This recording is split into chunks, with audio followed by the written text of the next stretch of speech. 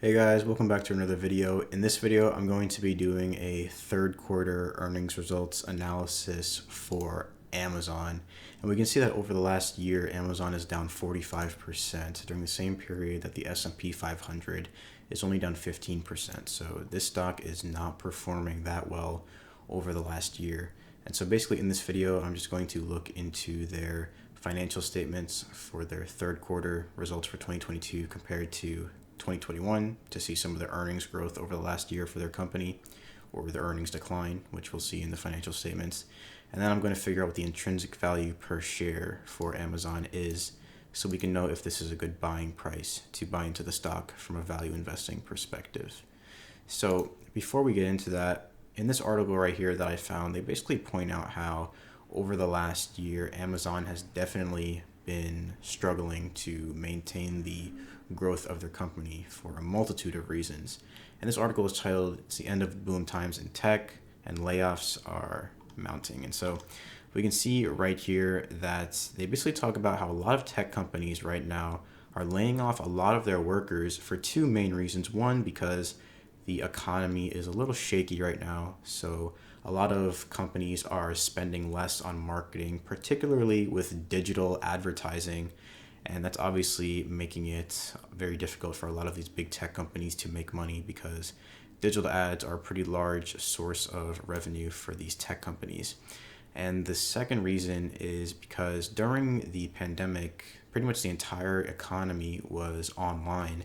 And so a lot of big tech companies profited from that. As we can see right here, Amazon was not the only company whose stock price rose quite a lot during that time period. But since then, a lot of these big tech companies have fallen off, and we can see that because of that, a lot of the customers that were online are now offline, face to face. And so a lot of the employees that these tech companies took on during that time period aren't really necessary in them anymore. And Amazon is no exception. They actually reported laying off about 10,000 of their jobs during the recent period, mainly in their sectors for Amazon Echo, as well as for some of their devices. And that's mainly because they don't really need these jobs anymore. And so they consolidated a lot of these different parts of their business. And as a result, a lot of these jobs and these employees weren't really necessary anymore. And so they're trying to reduce their expenses since business has not really been that great, or their growth hasn't really been improving as much as they would have hoped over the last year or so. And so we can see right here, this is their cash flow statement, and they're comparing a lot of different statements actually here. They're comparing their 3-month third quarter statement for 2022 to 2021. They're also comparing the first 9 months of 2022 to 2021 and the trailing 12 months for the 2 years. And we can see that for the third quarter, year over year, their operating cash flow has actually increased from about $7.3 billion to about $11.4 billion. But if we look at the trailing 12 months operating cash flow, unfortunately, we can see their operating cash flow has decreased year over year from about $54 billion to about $39 billion. And so that's a decrease of about 27% year over year for their operating cash flow, which is obviously not a good sign for Amazon. And then also in their financing activities, we can see that they haven't really been returning any value back to shareholders. Mainly, they've repurchased a little bit of common stock at about $6 billion in 2022. But besides that, they aren't really paying out a dividend, and they aren't really repurchasing as much common stock as some other companies relative to their operating cash flow. Mainly, they're just paying back debt and trying to raise money. We can see that in the third quarter, they actually raised about $3 billion from their financing activities compared to a cash outflow of about $2.7 billion in the third quarter of 2021. And so if I scroll down here to page 4, we can get a better understanding of their financial health by looking at their income statement.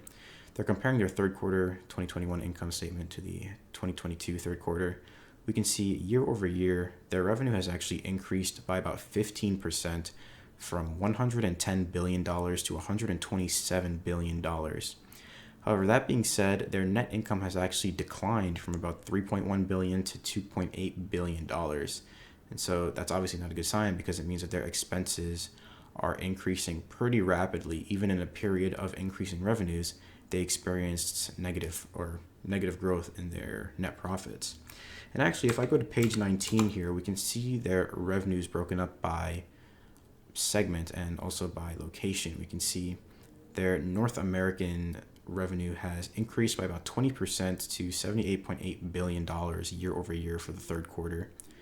And we can also see that for Amazon Web Services, their revenue has increased from about 16 billion to 20.5 billion. So that's an increase of about 27% year over year. So a lot of growth for Amazon's revenue, but unfortunately not a lot of growth for their net profit.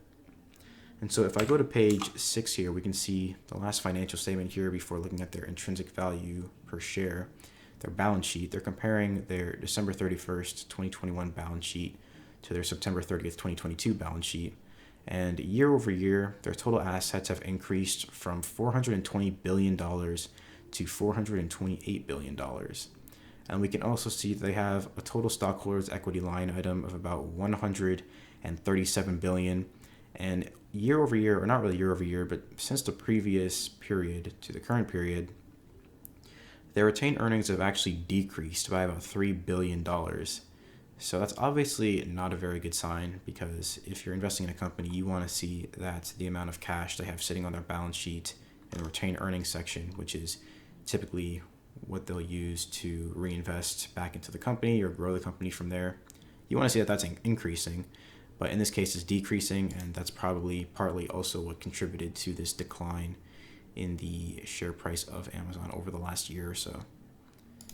And so we can see right here, this is the discounted cash flow model I have for Amazon. We're trying to figure out their intrinsic value per share here. And from Yahoo Finance, they're estimating that Amazon is going to grow at about 26% year over year compounded annually for the next 5 years. And so I was conservative for the next 5 years after that, and I cut that value in half to 13%. They have about $25 billion worth of free cash flow in the prior period for the start of this cash flow model.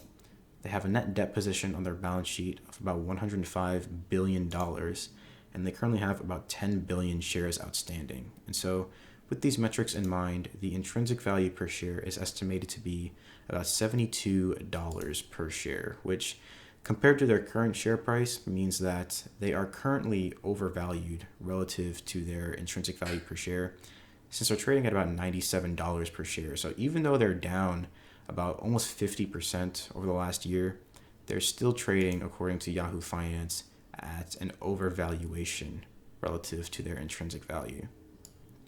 And so if I go to the right here, we can see Amazon's financial ratios in comparison to some of their largest competitors in the tech industry. And we can see that across the board, Amazon is performing pretty poorly relative to the rest of the tech industry here. They have the lowest profit margins and the lowest return on assets relative to Microsoft, Google, Apple, and Meta platforms. So from a competitor analysis perspective, it looks like Amazon wouldn't really present a strong buying opportunity compared to some of their competitors. And then from an intrinsic value standpoint, it looks like they are also trading above their intrinsic value per share at the moment. And then on top of that, when we looked at their financial statements, we saw that their net income was actually decreasing year over year from about $3.1 billion to about $2.8 billion. So it's been a pretty rough year for Amazon. They're also laying off a lot of their employees, try to cut back on some of their salaries and wages expenses. So it's been a tough year for Amazon. Definitely interested to see where this stock goes from here. It's obviously one of the most valuable companies in the world. So to scoop up shares of this company at a buying opportunity would definitely probably be worthwhile for a long-term investment. But I'm not sure if they're currently trading at that buying opportunity at the current share price of $97 per share. But let me know in the comment section down below what you guys think of Amazon. Is it a buying opportunity at the current share price? I would love to talk about it. Leave a like on this video, subscribe to the channel, and I'll see everyone in the next one.